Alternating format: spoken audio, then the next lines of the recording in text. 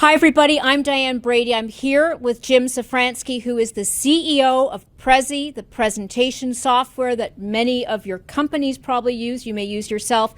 Jim, good to see you. I want to start with the fact that you went to MIT and Stanford and asked, what did you want to be when you grew up?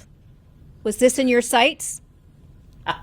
I think by the time I made decisions to do MIT, computer science, and just helping people adopt technology was absolutely in my sights. I didn't have necessarily the foresight then, but even back then, my specialty was actually artificial intelligence. So. Well, you are in the perfect position right now. But before we get to AI, because everybody's talking about it, lots of leaders are worried about it, especially, how much money they put into it, how much information they give out. Talk a little bit about some of the moments over your career that you think are instructive to the current debate. Even the fact, when I think about the bring your own device revolution, you were very much at the forefront of that. Yeah, as I mentioned, what I really enjoyed was applying technology to helping people like with real problems. And prior to Prezi, I was at a company where we focused on helping enterprises adopt mobile technology. You mentioned, and one of the main dynamics that was happening there was what was called BYOD, bring your own device. And to be frank, when that was happening, businesses largely were like, no, you are not allowed to bring your devices to our office. And so there's a really interesting dynamic where we're trying to help these companies adopt technology. And there was this moment of kind of fear and concern. Well, I remember when, BlackBerry, and you'd speak to them, and they were always talking to the chief technology officers, the CIOs, who were the gatekeepers of what came into the corporation. And in a sense, they seemed to miss with Apple. It was the consumers, it was others it was the workers themselves. Is that similar, you think, in terms of who the gatekeepers are? Does the latest iteration of generative AI change how this comes into the corporation? Yeah, what we saw was people wanted to bring an iPhone to work, not to steal the company's secrets, right? They wanted to use the iPhone at work to work at different hours, or maybe work right before while they're waiting in a doctor's office that they could not schedule at a different time, and it fell during the day. And so ultimately what we saw was the employees wanted to be productive, right? And I do think it's a similar thing with AI. Certainly there are real concerns and some imaginary ones probably, right, around some of the risks of it. But largely what I see in our employees and in our customers is this desire to essentially apply it to help, right, to improve things. Or the user and largely experience, around right? productivity. Excuse me? Well, I would think that a company like Prezi, the question would be, is it a threat to the business model, or does it help the business model? Maybe it's a bit of both, but let's start with, we're going to top it off. Let's start with what would give you pause, because there are a lot of players out there now aspiring to do what you do and saying that they can do it because of AI. Yeah, and so certainly AI will help people create content.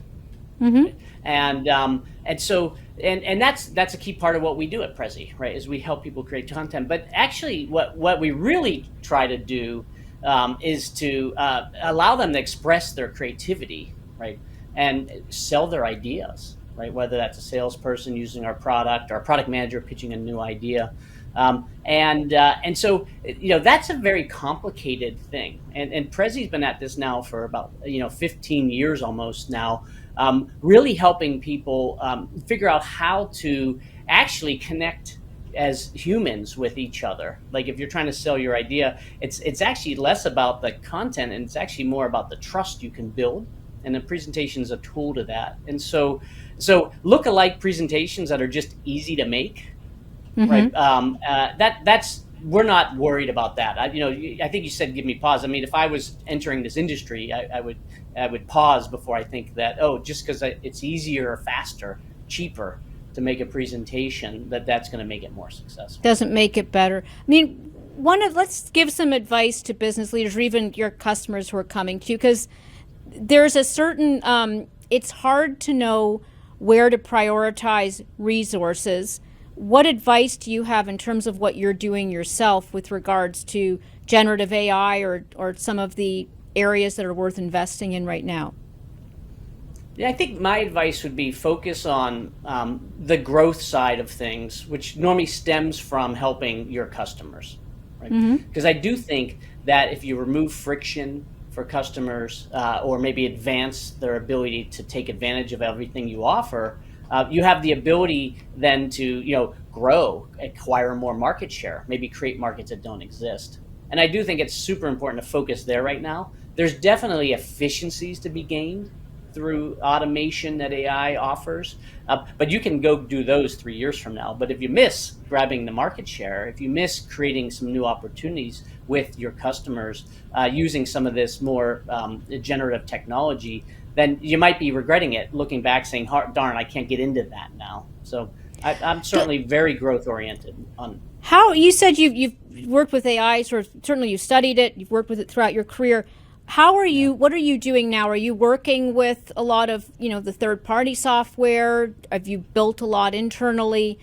Give me some sense as to where your priorities lie.